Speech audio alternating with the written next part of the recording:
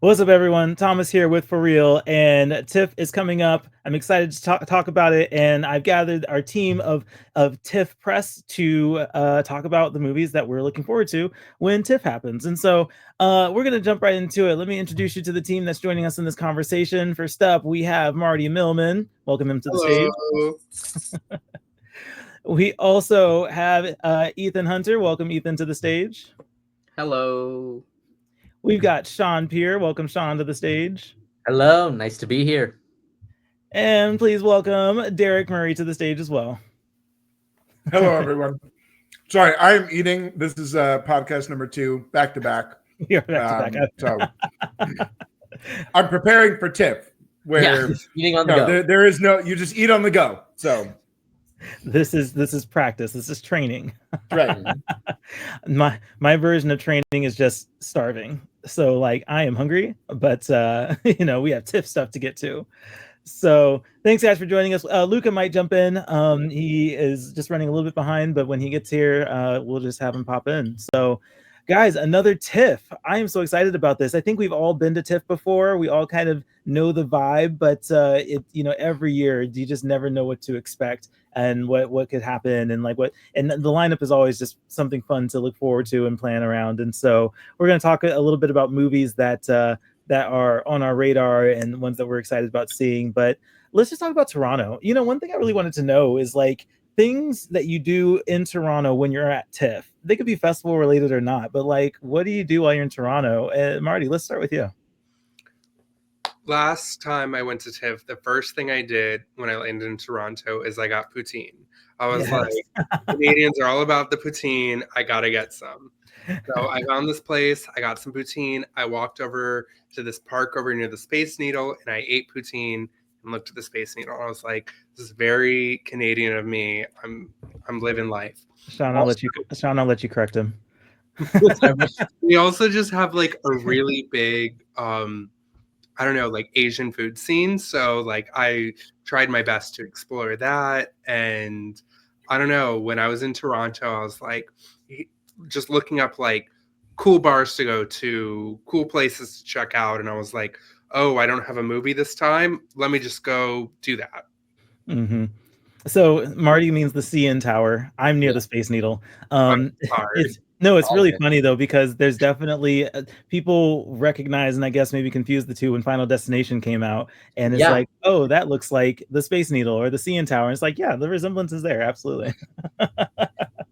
But yes, poutine, definitely a Canadian staple that you have to do when you're there. And yeah, finding cool bars and just like cool spots. I mean, I know we've been able to go to some after parties before and find a cool rooftop bar to hang out at. So yeah, Toronto's great for that. Shawn, you're a Toronto local. Is there anything that you do like different with being in downtown Toronto when the festival's happening? When the festival's happening, I'm just in the area. So like, I'm in the TIFF area so much. I'm not doing anything different, but I'm definitely exploring, maybe food options around the, a great thing about Toronto is just how diverse it is. There's so many places you can go, so many foods you can try. Everything is everything is nearby. Everything is contained within the area. There's fast food, but then there's Asian cuisine, there's Korean barbecue, they're like all within like, a couple blocks radius. So that's a lot of fun.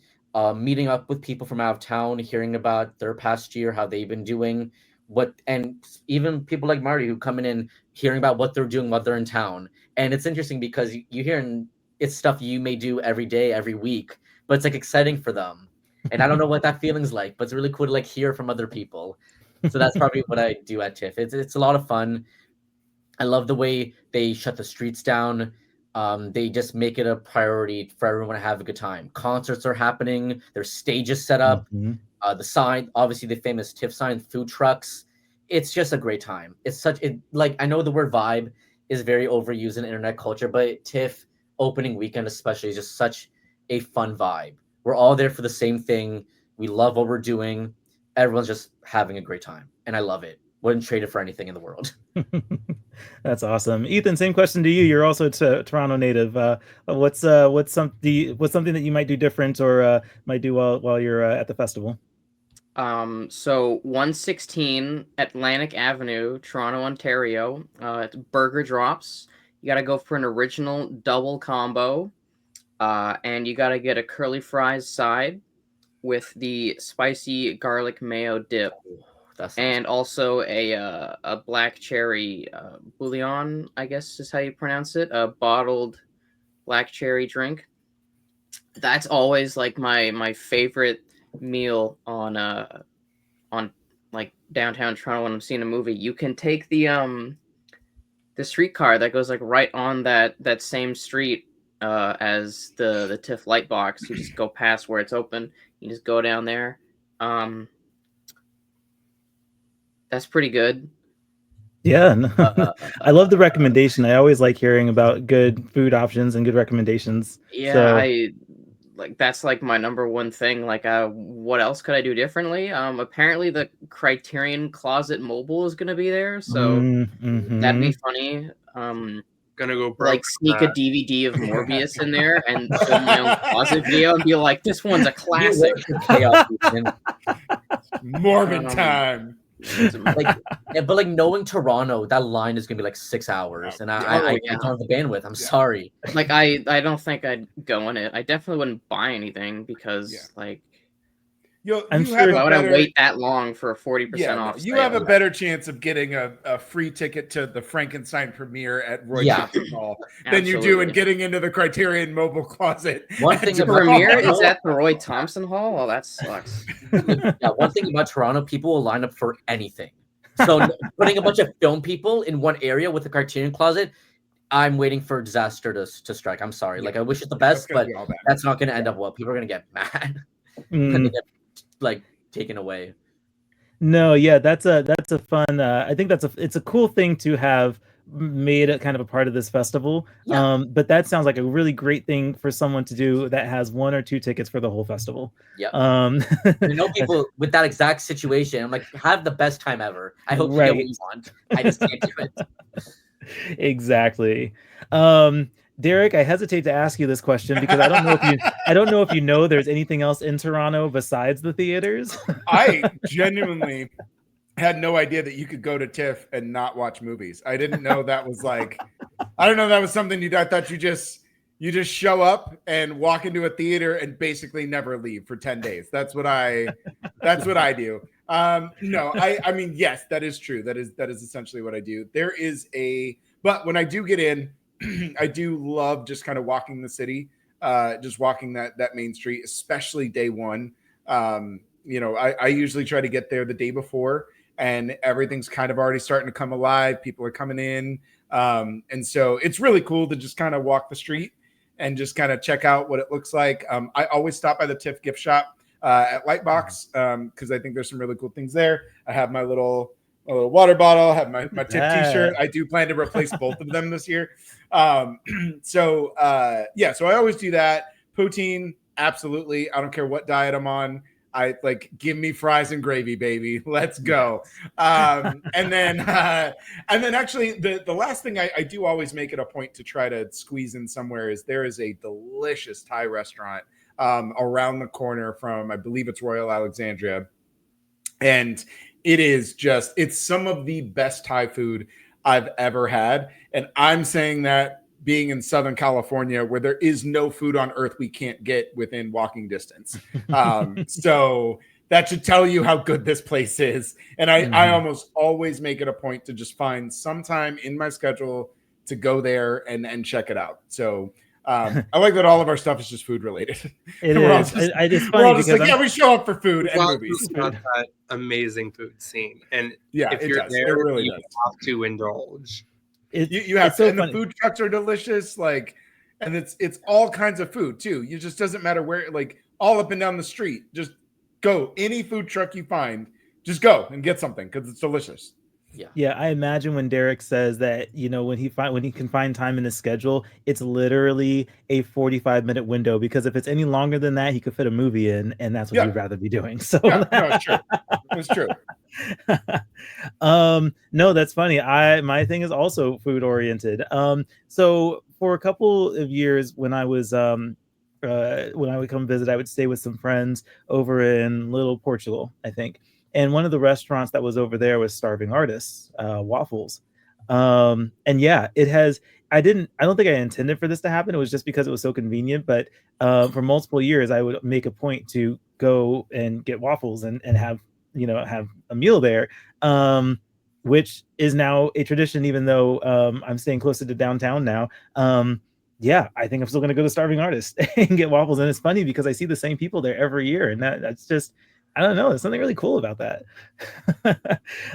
So I'll be making my way to Starving Artist for food. But the other thing that I'm going to do, Derrick knows that I'm doing this, and this is just how my life's going to go, is I'm going to absolutely be visiting Canada's Wonderland.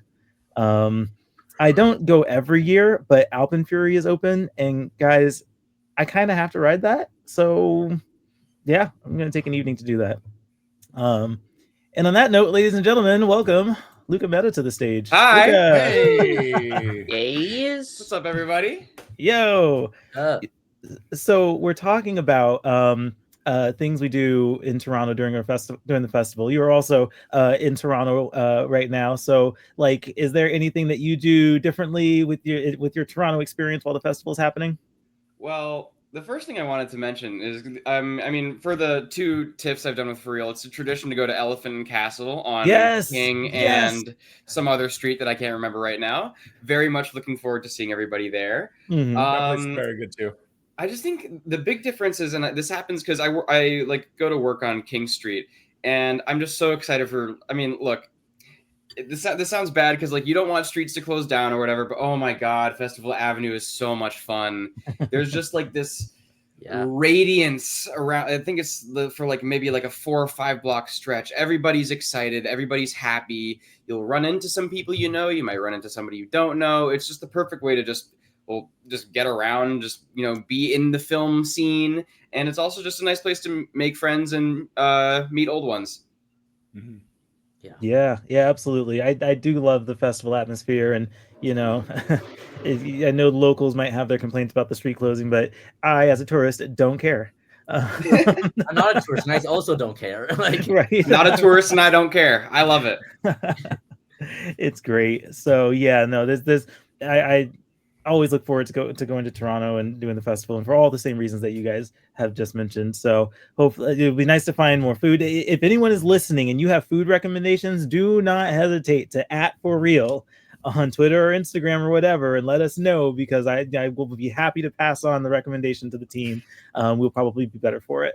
So yeah, there's so many movies playing at the festival, and I'm sure we all have a lot that we want to see. Of course, TIFF begins on September 4th and goes to the 14th.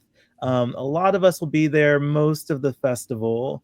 I'm trying to think. Of course, the Toronto locals will be there for the full festival. I'll be there full festival. Derrick's going to be there most of the festival. Marty, you'll be there most of the festival as well? Like 10 days. So I think I leave like the day before the last day. Cool. Yeah, so we'll have a lot of time logged at TIFF, and I'm looking forward to that. So yeah, you know what? Let's talk about movies. So what I did, we talked about a bunch of movies that we were really interested in, and I just decided I'm gonna put that list of movies into a random picker, and we're just gonna have the internet just decide which ones we're gonna talk about. So let's hit randomize and let it pick something. Let's start with. Okay, internet, pick faster. Update that Wi-Fi, Thomas. I mean, y'all are hearing me. I've had really bad Wi-Fi issues that have made this really difficult in the past. I think this site is just not liking. Oh, here we go. Then the random picker chose nothing.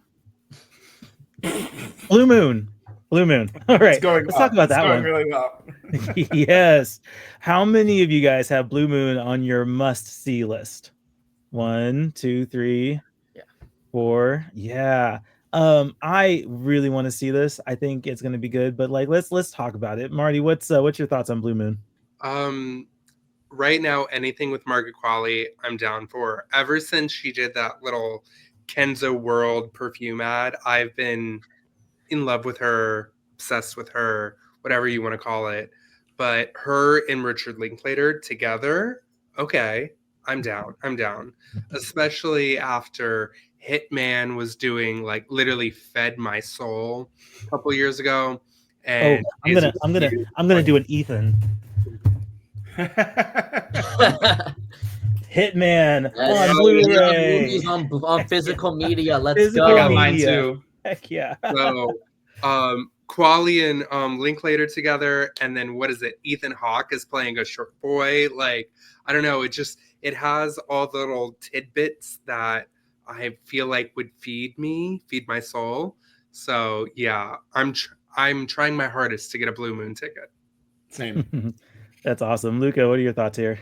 Well, I'm actually starting. I'm pretty sure I'm starting my festival with Blue Moon, so I'm really looking forward to that. I'm actually, well, if I can jump ahead, I'm doing the Blue Moon and Nouvelle Vague double feature probably on my first day. Very cool. So that's very exciting. But I'm gonna echo Marty's sentiment about the Margaret Qualley love. I love Margaret Qualley. Her Criterion Closet video was fantastic, and I will never not be seated for the reunions of Richard Linklater and Ethan Hawke. I'm not a theater kid, so I'm not really too well versed in Oklahoma, but I'll study up before I see the movie. Awesome. Shawn, what are your thoughts here? I'm glad you picked me next because I am a theater kid. So Yeah, Shawn, I was going to say the same thing. So I'm glad you and I wavelength. Yeah. I think Richard Linklater is such a fascinating filmmaker who's always doing something out there. And I'll always be excited for what he's doing, even if it's not at the same level as maybe Boyhood. I'm just always excited to see him. I think him and Ethan Hawke are such an underrated filmmaker-actor duo that do not get the attention they deserve. So I know they're going to be great together. You guys have talked about Margaret Qualley. I'm also very excited to see what she does in this movie. I don't know if it's going to be the best movie I see in the entire festival, but I think regardless of what we get out of it, I'm going to have a great time because Linklater always manages to get that out of whatever he's doing. I've loved or even mostly really liked everything he's done. So I have no reason to not be excited for this movie. I'm so pumped for Blue Moon. Yeah, very cool. Derrick, your thoughts? So to echo Shawn, I am, yes, a theater kid. I grew up in musical theater. I am actually very versed in Oklahoma. And when Highest to Lowest opened with Oklahoma, I was like, oh, hell yeah. Okay. I see you, Spike. I see you. So no, this movie speaks to everything I want. I can't do the P&I because you have sentimental value to get to. Sentimental value to get to. So I am in a place right now where I'm trying to do the Linklater double feature. I am. But I only have half of it complete because I have a ticket for Nouvelle Vague and I do not have a ticket for Blue Moon. And I need both so that my TIFF is everything of my dreams. And I cannot find a ticket for Blue Moon yet. So you know what I'm going to do? I'm going to clip this segment for social media. And if you want to beg for more tickets, you let me know. I'm just going to make a segment of Derrick needing tickets and put it out to short form video audiences. See what happens. But yeah, I mean, just briefly echoing everything. I think Linklater is such a fascinating filmmaker. I think even his lesser work is still better than most. And it's just the way that he writes and the way that he is able to get certain things out of his performers that feel untapped. I mean, I love Adria Arjona and I've loved almost everything she's done. But what he brings out of her in Hitman is just a different level. Like her game is on a total. She has easily one of my favorite line deliveries of 2023. Who the fuck is Gary?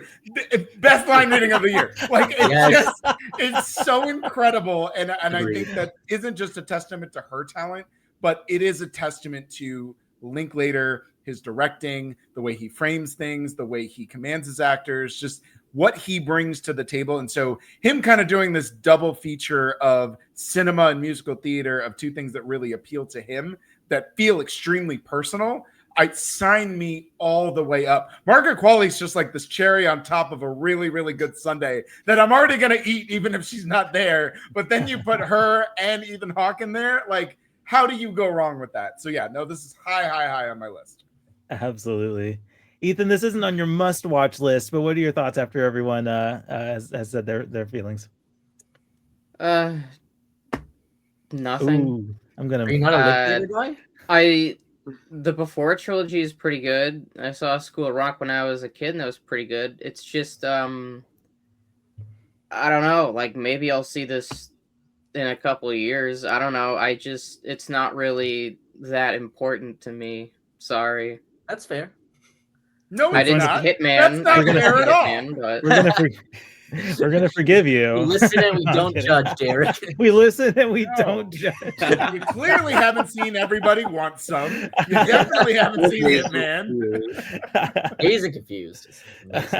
Asian could be. Come on. Wipe that The face. man understands Hangout. I think the other part of Blue Yes. Moon too is it is still very much like Linklater coded because it is just a bunch of people hanging out in a bar. It's one night. It's all people in a single room, and like nobody does that as well as Linklater. Linklater just gets how to create characters that you don't ever want to leave. You can just watch them live their life in doing the most mundane shit, and you're still like, I want to be a part of this. Please don't ever stop talking to each other. That's awesome. All right, let's move on to the next one. The random picker chose Hamlet. Yeah, Hamlet or Hamnet? I know this is always so like Or it's Starlet, which is it also is- a Hamlet. Oh my It is God. shocking how much Hamlet is present at TIFF this year, but I'm talking Hamlet, the Zoe Chow movie. No, I'm sorry, I said Joey Chow. I'm getting them mixed up. Oh no, Hamlet is the one with Riz Ahmed. That's right. How many people have this one on their list? Yeah, That's another one. first that I'm I hearing of it, desperately need. honestly. Yeah, sorry, gosh, keeping them straight. It's very important. Keep these Hamlet adaptations straight. So this is the one with Riz Ahmed, and I would love to see this, but I think personally, like I'm showing up for Riz. I've made it very clear on previous podcasts. I'd love to hang out with that dude. I like whatever. I like his work with what he's in, and so that's my interest. But yeah, let's go to Luca. You say that this is a must see for you. What's your thoughts there? I love Hamlet, just like the play. I read it maybe a couple years ago, and like shocker, like every college student ever, it was like the best thing I'd ever read. Okay, like honestly, I'm more of a King Lear guy, but that's a tangent for another time. Riz Ahmed is my goat. Honestly, I would say since Sound of Metal, but I actually saw him for the first time in Nightcrawler when I was like 16. Oh, And I was like, wow, this yeah. guy's Right. awesome. Always Yeah. forget he's in that movie. And then Yep. Sound of Metal rolled around, and I was like, oh, so like this is like the attention that he's always deserved. And I got to shout out my guy Timothy Spall, who's very good in Mike Leigh's Secrets and Lies, and he's also like a total scene stealer and very, very.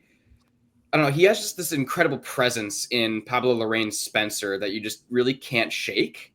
And he's great. But I mean, on top of just good cast, I'm not too hot on Joe Alwyn just yet, only because I've seen him in The Brutalist. So I'd like to see more of him later down the line. But yeah, I'm seated for anything that has the word Hamlet in it. Yeah. Marty, right? Was this one for you? Are you on It's this one? definitely on my list. I just saw a film by the director he did in 2020 with Ben Winshaw, and it was interesting. It was kind of Joker-esque. It was one of these films that just, it makes you so uncomfortable and it gives you that visceral feeling. And even though I wasn't the biggest fan of that film, like if he's able to emote so much as a director in that film, then I feel like it's going to read over in this. And Riz Ahmed, everything I've seen him in has been fantastic. I recently watched his miniseries, The Night Of. Jesus Christ. And it's just so good. Riz just literally like captivates the screen. And then I just watched Relay, and I'm just like, I love anything that Riz does. So basically, he's my main selling point for this film. I'm trying to get into that Shakespearean state since literally we've got maybe like 3 Shakespearean films coming out this year. So I'm like, I'm down for it. I'm in for it, especially since this is kind of more a modern retelling, you know? So I'm I'm just interested to see where it goes, and I will ride and die for it. Yeah, Luca, I will tell you, if you are standing for Riz Ahmed and you have not seen The Night of, bro, fire that series up. I always forget that he's in The Night of, but I watched that before I ever saw anything else that he was starring in, and I'm telling you, if he's already your GOAT, all it's gonna do is solidify your argument. Like, he is so goddamn good in this movie. It is. Yeah, I'm halfway through the True Detective rewatch, but I might have to put that on the back burner for the Riz Ahmed. I am adding it. It's completely true. Adding it to my list right now. Oh my god, it's phenomenal. And just honestly, everybody in it is incredible. But if anybody needed an intro to Riz Ahmed, where they were just like, "Oh, I wonder what he's done," I would actually start here, because this one definitely shows what he's capable of. He's phenomenal in this movie. I have Hamlet at the top of my list. I'm a Shakespearean stan. Did all kinds of stuff with Shakespeare in college. I've always been a fan of those stories and that just kind of poetry is writing. I dabbled in trying to recreate my own Shakespearean style plays and kind of write in that Old English at one time. So very much enjoy that. So I'm all in on this one. This is another one of those ones where I desperately need a ticket for at a very specific time to make my entire schedule work, because if it doesn't, everything falls apart and I have no idea when I'm going to see it. But yeah, I'm all in on it. Riz and Hamlet, let's go. Yeah, absolutely. Any other thoughts on Hamlet?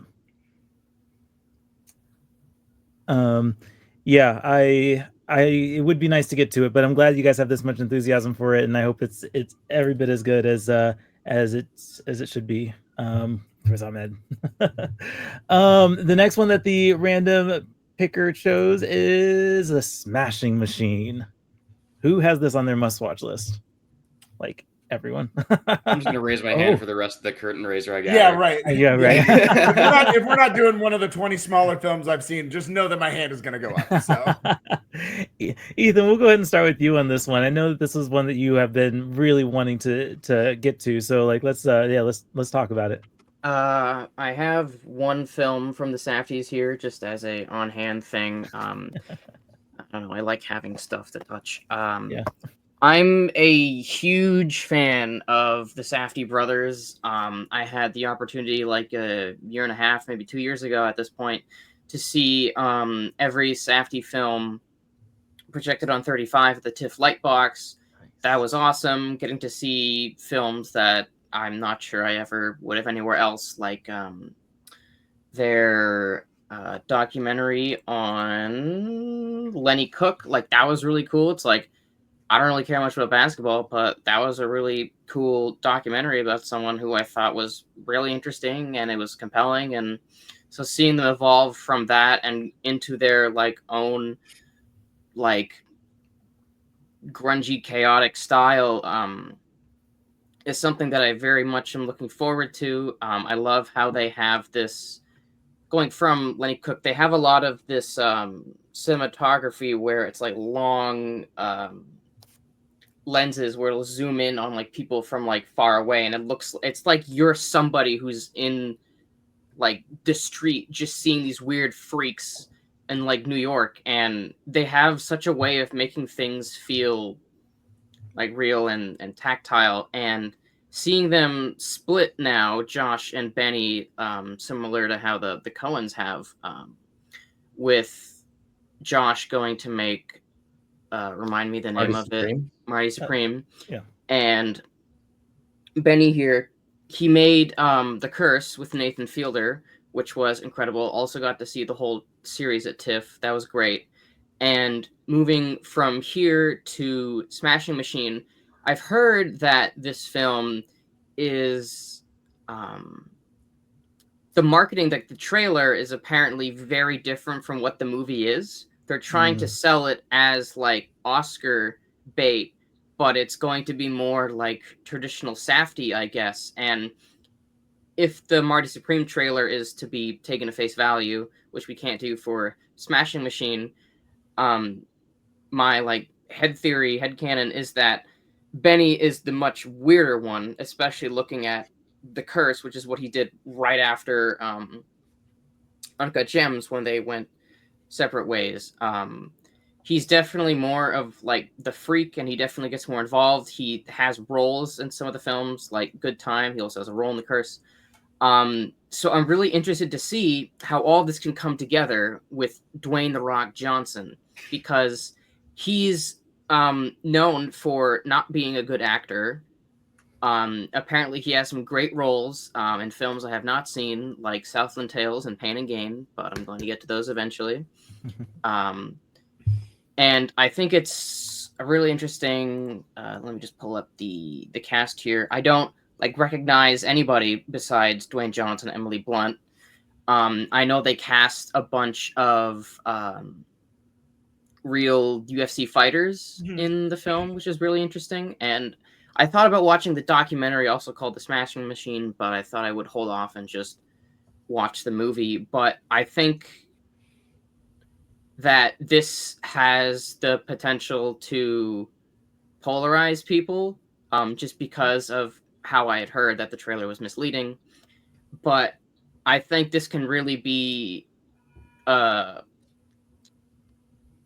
career course correction. I don't know if I want to call it that, but with Dwayne Johnson trying to be a bit more serious and have people actually like him, because people have stopped liking him because he's just doing the same thing over and over. And he sees people like Dave Bautista and John Cena getting like critical and praise and like fanfare, and like people are like, I love these people. And maybe it's his ego going, I really want to do something like that.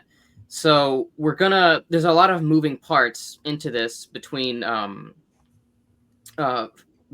filmmaking from a Safdie brother, and also bringing in a complete wild card here with Dwayne "The Rock" Johnson. I'm really excited to check this out. I don't know. I think The Rock should have gotten nominated for Scorpion King. I hate you. Thomas is no longer hosting this episode. I will be selecting it from now on. Go ahead, I just wanted to. I can't wait to post that so I can hear the whole internet scream at one time.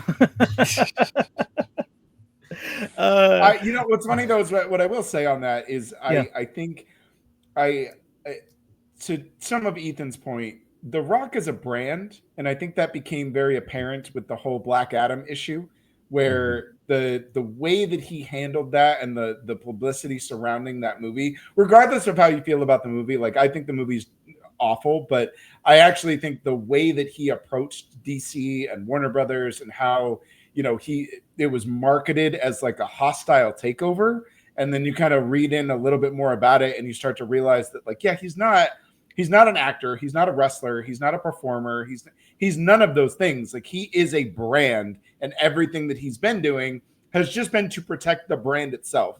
And so I think that's actually hurt him significantly more than him just doing the same movie over and over again, because I actually think most people would be fine with that. I actually like a lot of The Rock's earlier stuff. I think The Rock, even though he is The Rock and everything, when you watch him in things like The Rundown, in things like even The Other Guys, where he's just in a cameo or something like that, like he used to be in on the joke. Jumanji is another really good example of that, where like he used to be okay with not trying to be whatever the brand says that The Rock should be. And the more he moved away from that, and the more it became this, no, I have to be this. This is the brand. The more he did that, the less people liked it. And so I think The Smashing Machine. Oh, good God! I think the Smashing Machine is a great step in him trying to genuinely course correct the perception of him overall. Now, what the result is, I don't know. I have a ticket, so I will be seated. I trust the Safdies more than I trust The Rock, but I'm also a massive MMA fan, so I know most of the MMA fighters that are in the movie by name, and I've watched them fight. So this is a very, very interesting movie for me. But interesting. Luca, what about you? What do you think here? Yeah, I'm just going to be, I mean, most of what I wanted to say has been said, so I'm just going to echo some sentiments. Yeah, The Rock is in not a great spot right now. And like, I fully agree that like he has become a brand which sucks because I want to watch The Rock as an actor because he is so fucking funny in Pain and Gain. He's And so I funny. miss He's the best part of Rock. that. That movie is awful, but he is the Oh, best yeah. part of that movie. Like I miss that Rock, the Rock that like So fully compelling committed. is Teth Adam.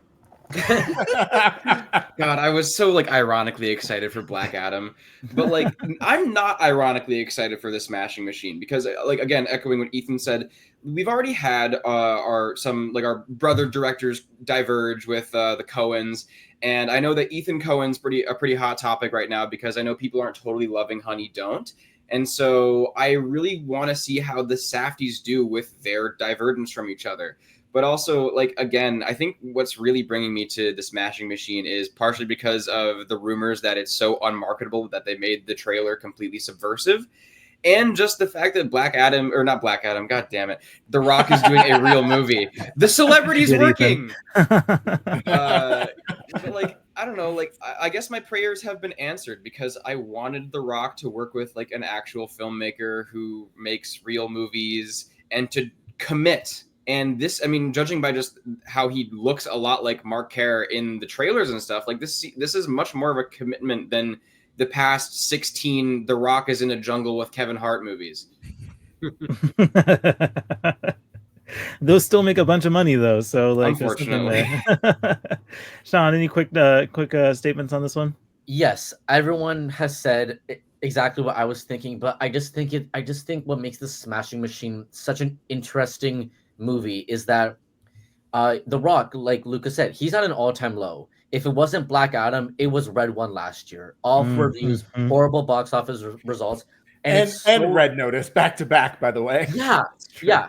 And I find it so interesting that he's going with a studio like A24, and he's going with a director like with Benny Safdie, and they show the trailer in front of every movie in theaters. It's premiering at a fall festival. He's doing an In Conversation. I really do think they are pushing it for something or hoping it does because it reminds me a lot of Night Bitch last year. Mm-hmm. Just rollout wise, like not saying it's going to be the same situation, but I just find that fascinating because to me this is make or break on what can The Rock do as an actor after this decade long transformation into what he is now, which is what you guys have said, a brand. I think he's capable of it. I'm very excited to see him doing something different. I think this is his best shot at it. He's playing a wrestler. He's very familiar with this stuff. He has great chemistry with Emily Blunt. I did like them together in Jungle Cruise, so that helps a lot. I don't love Benny Safdie because of his role in Happy Gilmore 2, but I'll put that aside because he's like this. So I'm just fascinated more than anything. I have no expectations. The trailer looks very generic, but that may not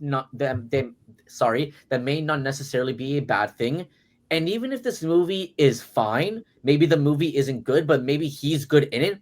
Maybe that's the start of a new chapter in The Rock's career. And I think that after what he's been doing these past couple of years, I think that's a very fresh welcome because I think he is capable of great things, but he's just put himself in a corner.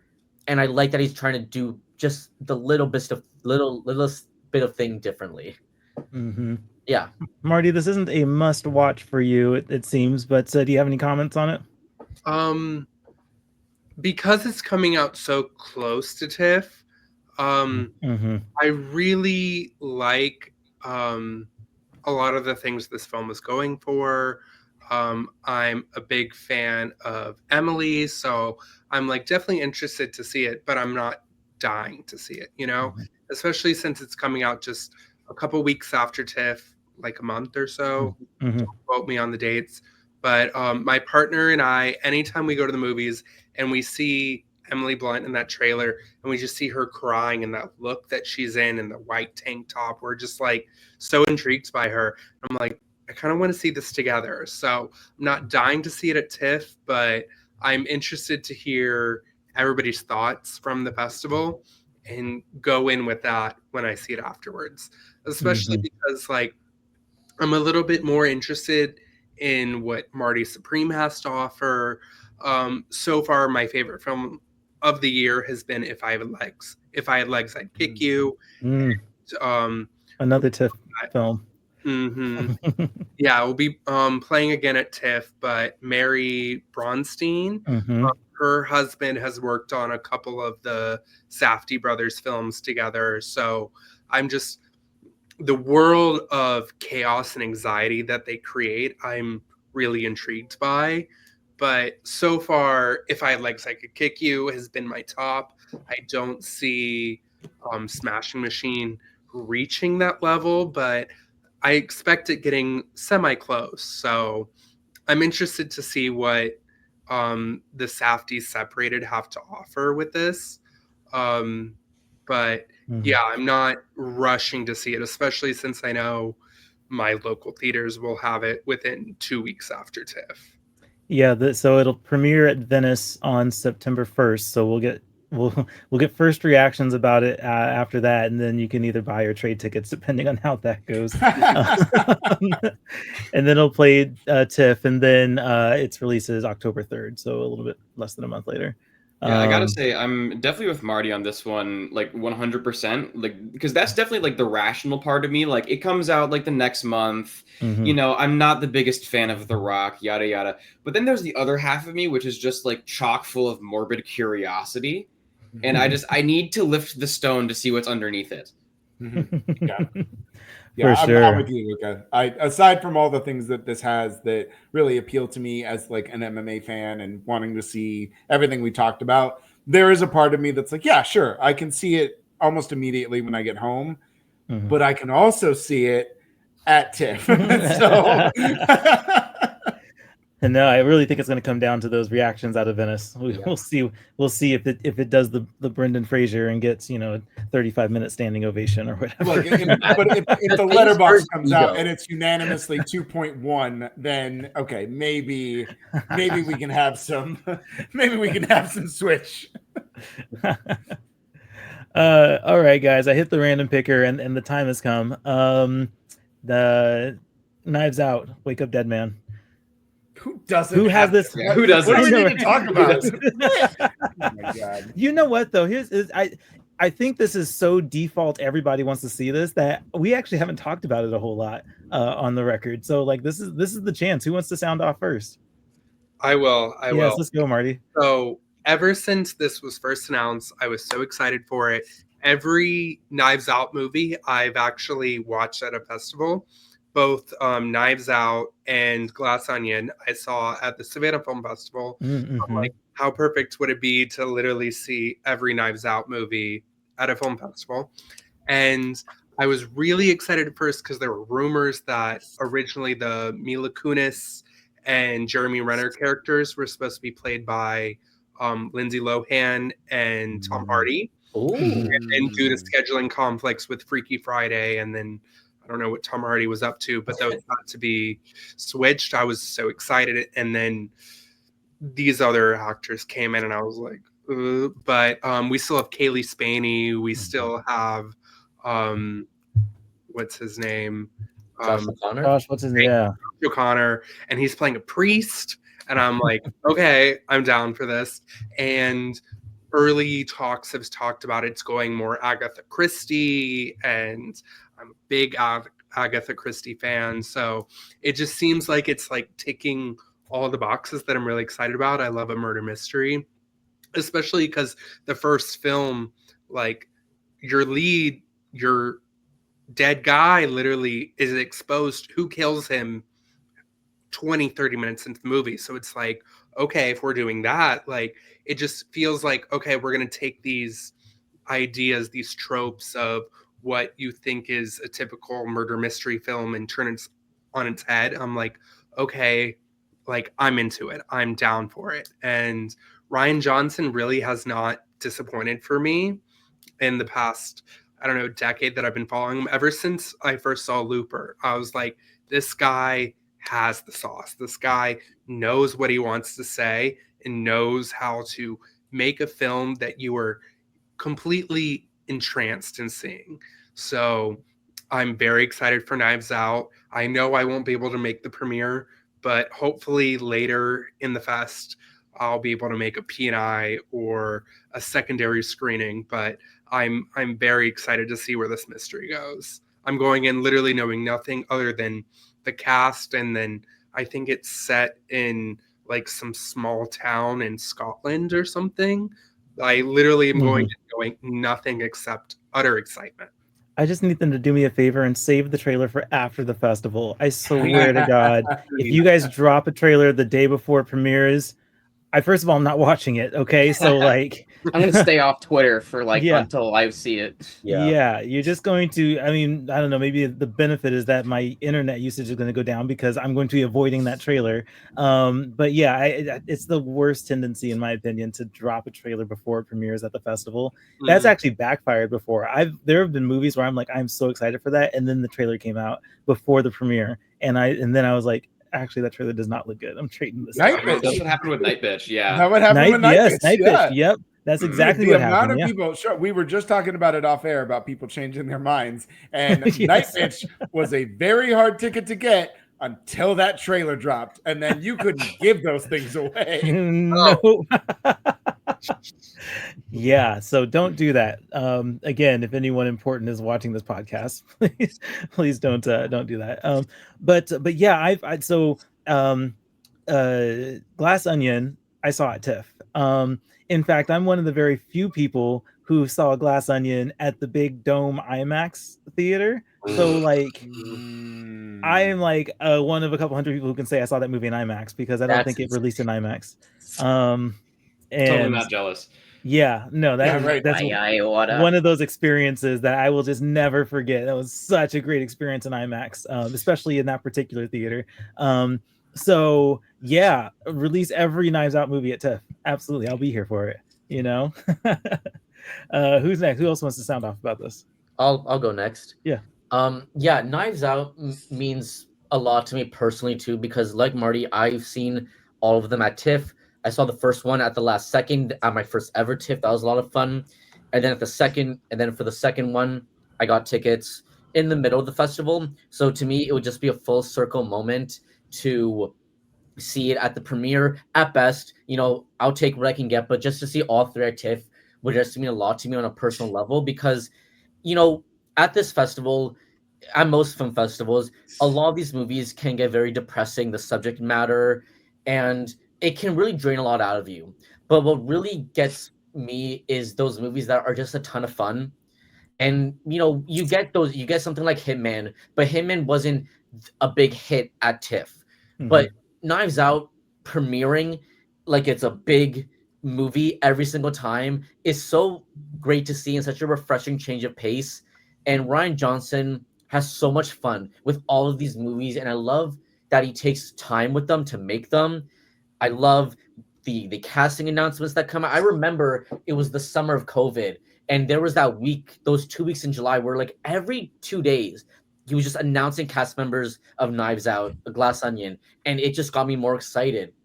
And same with Wake Up Dead Man, and I just have no reason to not be excited because I love the first one so much, and I really enjoy the second one. And he's just always doing crazy things, turning stories on its head. Narrative structure gets thrown out the window, and he just does whatever he wants. And Netflix will give him all the money, and that's one of the few times I'll be like, no, Netflix can give it to him. Like he gets the money. Like I'm happy he's getting a payday with this. And if they keep making more of these movies, they premiere at TIFF every 3 years for the next 50 years, I'm cool with it. I just love that we're just having a fun movie that's just a blast. I love it. I love it. I really do. That's awesome. Ethan, what did you want to say? I am a big Rian Johnson fan. Of course you have a DVD. Knives Out. 4K Blu-ray, actually. We were speaking about the was it the Roy Thompson Hall? Which one is that? The one that they do the opera shit in? Mm-hmm. Yes. Yeah, the opera shit. I saw one movie at 2 TIFFs ago that was pretty good in there. But more recently, I saw The Last Jedi in concert in there. Ooh, that was really awesome. Wow. And then I also saw Glass Onion in the same theater that I'll be seeing Wake Up Dead Man in when I see it during TIFF. So I think that's a really fun full circle moment. I've seen a lot of people say glass onion stinks, and I really don't see that at all. They're I not wanted to real. comment They're not on- real people. Yeah, That's not- I wanted to comment on The how you monkeys on the mentioned bots. in secret. trailers Yeah. coming up before the premiere. It was really awesome seeing Glass Onion, and then like a couple weeks later, the first trailer for Glass Onion, and I'm like, I've already seen the movie. This is Right. cool. It's a crazy feeling. It's awesome. Yeah, You're it's better than so- everybody for like 3 months. It's awesome. Yes. Yeah, it's pretty cool. It's pretty fun. I saw Caught Stealing this weekend, and like 3 out of the 5 trailers that came on, I was like, I've either already seen or I'm going to see it before everybody else. And Right. it feels good. It feels good. It's a little. It's really fun. But And I did want to pick this up because where is the Glass Onion Blu-ray? Netflix. Mm. Where is it? Yeah. Come on, Netflix. That's and I step off my soapbox after that. No, I listen. I recently revisited Glass Onion a couple months ago, and especially, I don't want to evoke his name, but especially in the midst of everything that's happened with Elon Musk in the last 6 months or so, Glass Onion hits hard. Like, it hits way harder than it did when it initially came out, because you watch it now, this movie has evergreen effect, because like the worse real life gets, the funnier Glass Onion becomes as like a satire of the elite, and it works incredible. So I'm a huge fan of the Knives Out series, huge fan of Rian Johnson. Since even before Looper, I saw Brick randomly back when people Netflix actually used to send you DVDs. So for Luca, if you didn't know, Netflix wasn't a streaming service. They used to send you. But funnily enough, that was how I absolutely discovered movies in my younger days. Is like they would send you a DVD, but then you would make sure you watched the trailers, because they would have trailers for all kinds of like random international cinema or independent films, and then you just go into the Netflix queue and throw them in there so that they could cycle back and you could actually watch them. So Brick is one of the first movies that Rian Johnson ever did, and the first one I've ever seen, and it's phenomenal. Like it's so dialed into what Rian Johnson does best, and I will ride hard for The Last Jedi. Come at me. It's incredible. It's the best of the trilogy, and I don't give a shit. So all that to say, I am very excited for this one. This will be my first Rian Johnson Knives Out movie at TIFF, since the other ones predated my TIFF world. So I am so pumped. Cannot wait. I'm ready. It's going to be great. Luca, you want to say a couple comments on this one? Yeah. Well, it's funny because this is a very full circle moment for me too. So let's travel back 6 years. Oh my God, 6 years since Knives Out. Good Lord. So how old were you? 12? No, I was actually still an amoeba then. So I remember I first learned about the festival circuit because I saw like a YouTube video of somebody going to TIFF, and like they met Christian Bale at the Ford v Ferrari premiere or something like that. That was pretty cool. And I saw that video and they went to Knives Out, and I was like, oh, that would be pretty cool. And then I saw Knives Out with my mom for Thanksgiving. We had a great time, and then that was the end of that. 2022, I've already moved to Toronto for school, and I'm seeing Glass Onion on the Encore premiere, so like the Saturday morning after the Friday night, I think. And it's me and my girlfriend, two of my really close friends, and we just have a ball. It's so much fun. I think that was one of my first TIFF premieres, so that was like a memory unlike no other. The whole cast was there. They were kind of hungover. Daniel Craig was very sexy. And Edward Norton is like the funniest dude ever. Like, he's funny in Glass Onion, but he's like really funny in real life. He had the whole Princess of Wales theater just cracking up. But now we are on to Wake Up Dead Man, and I am in Toronto, and I have my press stuff. And so this is a very very big full circle moment for me, because this is kind of the dream I wanted, and I'm here. And I mean, shit, I love Rian Johnson already. So, but that's kind of just an aside as to how kind of important this is for me. Just kind of, I can't verbalize it. It's just like a stepping stone, Yeah. That's a great feeling. I love this for you so much. I'm so excited for you. It's also funny because I said 12 joking, but then I started doing the math. And I was like, I actually might not have been fun. I was like 14. So you weren't too far off. Jesus Christ.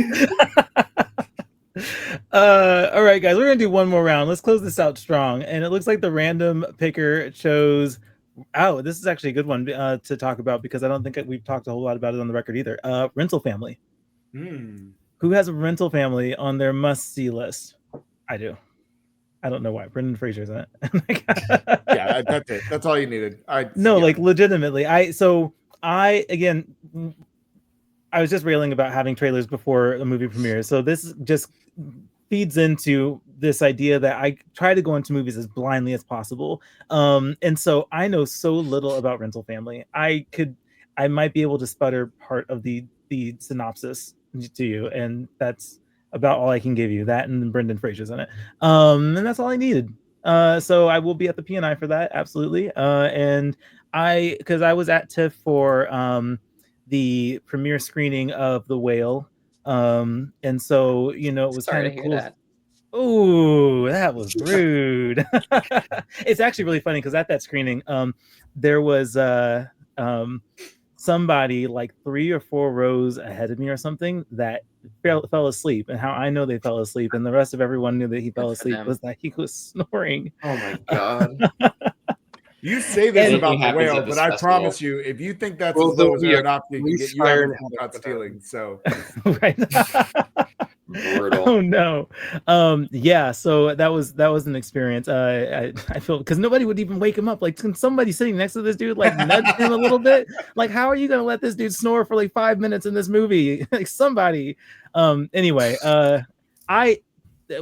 Everyone has their opinions about The Whale. I think Brendan Fraser is the best part of that movie, and I liked the technical components of it. Have your opinion about it, but I was there at the premiere screening, and so it was really cool to kind of in a way be a part of the resurgence of Brendan Fraser because he was just coming out of Venice with the standing ovation headlines, and so that was kind of the buzzy thing going on when that premiere happened. And so it was kind of nice to be a part of that and to kind of see him on his comeback, and I want to be there for that. So this is that's why it's pretty high on my must see list. So anyone else have comments about Rental Family? Yeah. So in TIFF 2022 I saw most things I wanted to see, but there were 2 movies I couldn't see: The Menu and The Whale. So when The Whale finally came out in December, I was very excited because I was hearing for months about the Brendan Fraser hype. And I didn't grow up with Brendan Fraser movies. I don't have a personal connection to him and his work. And I don't like The Whale at all. And I don't personally think he should have won Best Actor that year. But I can't help but be excited because, like you said, he's getting a resurgence and he looks like the nicest guy ever. So grateful for the life that he has, and I wish him nothing but the best. So I do not think that Rental Family is gonna hit the same as The Whale. I don't think he's gonna get an Oscar nomination out of it. Personally, we'll have to obviously see, but I just want to see something else from him because I just wasn't impressed with The Whale. Maybe there's older work from him. I just watched Crash the other night, like the 2004 Crash, so that did not help my opinion about him at all. So what are you doing? I'm trying to watch Best Picture winners. I'm sorry. So sorry, John. I promise there's a reason. I'm not doing it because I hate myself. If anybody has Brendan Fraser recommendations, please let me know. But I just want to see more from him. Is it actually? Which one? George of the Jungle. I would very specifically recommend The Mummy while coming of age. Like that's I don't know if that movie hits adults the way it hits Oh no, it does. Okay, no, great. it does. Okay. Very scared to log on Letterboxd if I do, but I'll try to watch it. The Mummy. There you go. The I'll Mummy. chime in and throw a Blast from the Past into the ring. That's a good one. Yes. Okay. Yes. I'll even throw another one in where the movie isn't good, but he's also very good in it. It's called The Air I Breathe. Okay. Little small hidden gem. Yeah, Sarah Michelle Gellar's in that one. Now keep in mind, this is one of those. So it's very similar to Crash in like there was a whole section in like 2000, not subject matter wise, but there was a whole section in like 2005, 2006 where everybody wanted to do multi-character, non-linear storytelling. So it's stuff like Crash, The Air I Breathe, Amores Perros is another one. What's another big one? 21 Grams, where they all had a very similar Traffic, another Soderbergh banger. Yeah, that's right. But they all came out around that same time, and they were all kind of trying to do the same thing. So this one is very in line with that. Right. Like I said, the movie's not good, but if you're trying to like broaden your Brendan Fraser beyond what you might know of him from The Whale, there's some great stuff in there. Well, I'm a Whale defender. I don't give a fuck. Fair. I'm sorry. I don't care. I enjoyed the hell out of it. I liked what he did. You can come at me. It's fine. I don't care. But I'm super excited for this one. I think there's once in a while we come across a performer who we just want good things to happen to. And I feel like Brendan Fraser is that person where he just comes across as somebody you want to see succeed. You want to be happy. You want to have a good life. And you just want to see him be good and be well in real life. And so this one, I think the over sentimentality of the subject matter, this one's going to be manipulative as shit. I know it is. Yeah. But I'm down. Tug on my heartstrings. Like, with Brendan Fraser, you can't go. He's gonna make me cry. I don't like. Okay, cool. Let's do it. And Hikari, the director, she also directed Beef. She was also a writer on Beef as well. And so like that's critically acclaimed. And so her being able to place herself in her culture and write kind of a mix of Japanese and Western cultures colliding. I think there's a lot more here than people are going to give it credit for. I think this is going to be a sneaky banger. So I have it on my list. It's a can't miss. Yeah. I mean, even as someone who I said is not the biggest Brendan Fraser fan, I could not help myself but be excited for this movie because of him. So that should tell you everything you need to know about the guy. He just seems like the most genuine person ever. So I do want to see what people see in him because I'm just not fully there yet, but I really want to be. So that's why it's near the top for me. I'm really happy that this is a TIFF world premiere. It seemed like this. I was just thinking, like, isn't this going to Venice first? But it's not. It's actually premiering at TIFF, so that's pretty cool. And then it'll release in late November, like right before American Thanksgiving, which is kind of positioning it, for award season. So maybe there's some hope there. Ethan, did you have any thoughts on Rental Family? I think the premise is really interesting. I saw like an ad or two for it, and I'm like, this is probably really cute or sad or both, and I would like to see it. Maybe I'll be able to get in a last minute show. I don't know. I'm trying to limit how often I'm going down to the city. I'm not making the big bucks these days, but Brendan Fraser is great. He deserves better than The Whale. I will definitely check this out someday. Yeah. Marty, what about you?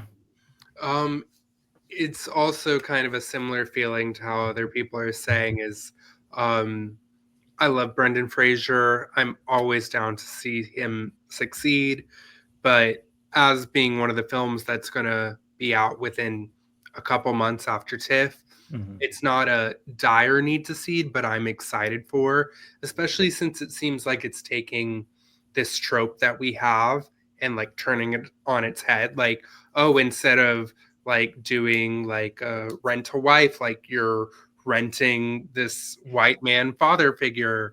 I literally have only read the concept. I've tried to stay away from the trailer. So I'm like, it seems like a really cool kind of funny out there idea, and I'll be excited for it when it goes wide, but for now I'm just going to try to know as little as possible. Luca, you had a chance to talk already, right?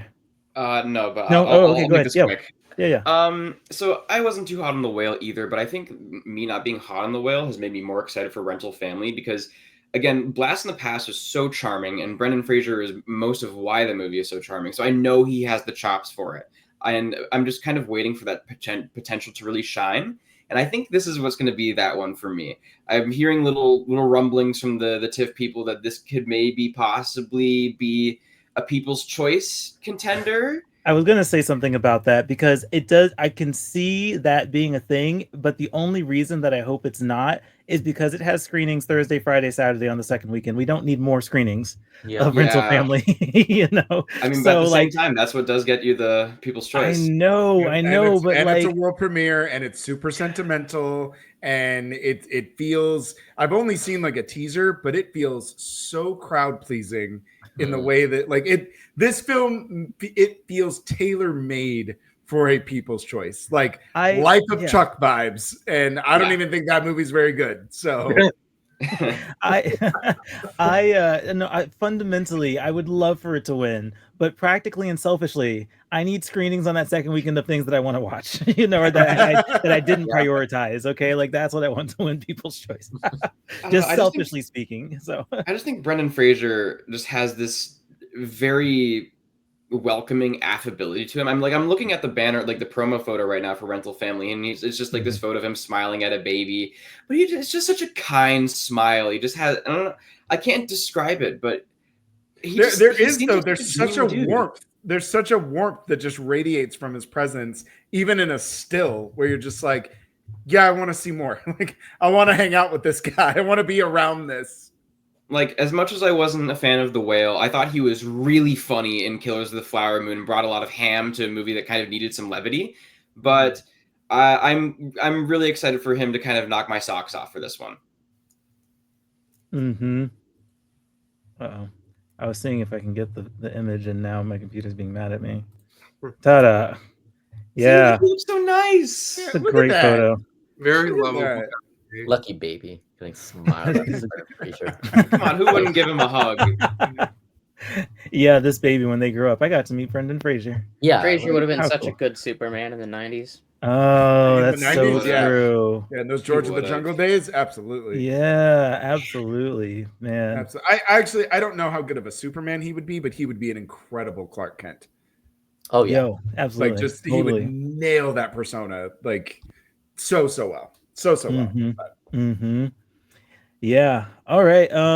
Yeah. Echoing all the same things you guys are saying. I am really looking forward to this movie. So, we'll go ahead and wrap it up there, guys. I appreciate this conversation. There's so many more movies we could talk about. I swear we could be on this call for another 24 hours and still not get through all the movies we want to talk about. And chances are Derrick and I are going to have that conversation anyway, because every time I call him, I'll call him for something, and then TIFF will come up, and we were just off to the races with TIFF Talk. So, I'll have like 25 by 25 of films that I've seen already. So if you want to just talk about movies I've already seen, like, call me. Let's do it. I got you. Absolutely. So, guys, I appreciate you guys taking the time to chat here. Let's just do some quick plugs on where people can find you. Marty, we'll start with you.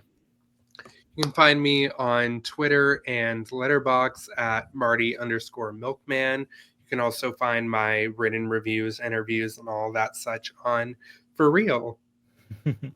Ethan, how about you? Where can people find you at? I can be found on Letterboxd at letterboxd.com/FUN_EMAN_. I write reviews sometimes they're not very good, but I do the best I can. Your opinion is always valued. Luca, how about you? You can find me on all socials at Luca M8A. You can find my writing on the ForReel website, and you can see some of my interviews on the ForReel YouTube channel or Instagram page, whatever you guys look for. Mm-hmm. Yep. Derrick, where can people find you?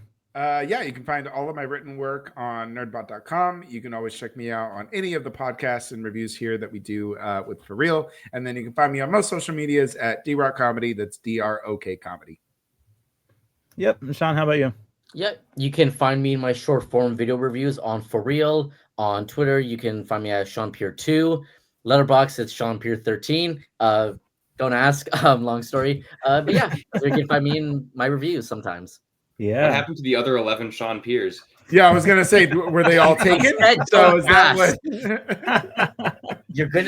There are things you don't want to know. You can't know the truth, okay? Like, oh man, are we gonna see Shawn 17, like Mickey 17? That is a TikTok review I will watch, Sean. Quite coincidence. I just God damn it, bought that on Blu-ray. It's in the plastic. It's still in the plastic. I shouldn't have expected anything less. Ethan, you're incredible, man. Oh, that's awesome. Yeah, I didn't even take it out of my backpack. It was just still in the bag. I need an Ethan. My Blu-ray, my physical media collection video, please. I need a tour. Please. Right. Yeah. It's smaller than you probably think. I don't know. You just whip out DVDs Yeah, and then Blu-rays. Just I come prepared. yeah, you Except do. that You really time, do. that was a coincidence. Sure it was. Sure I had to it was. run out to find Black Adam. That's why I turned my camera on.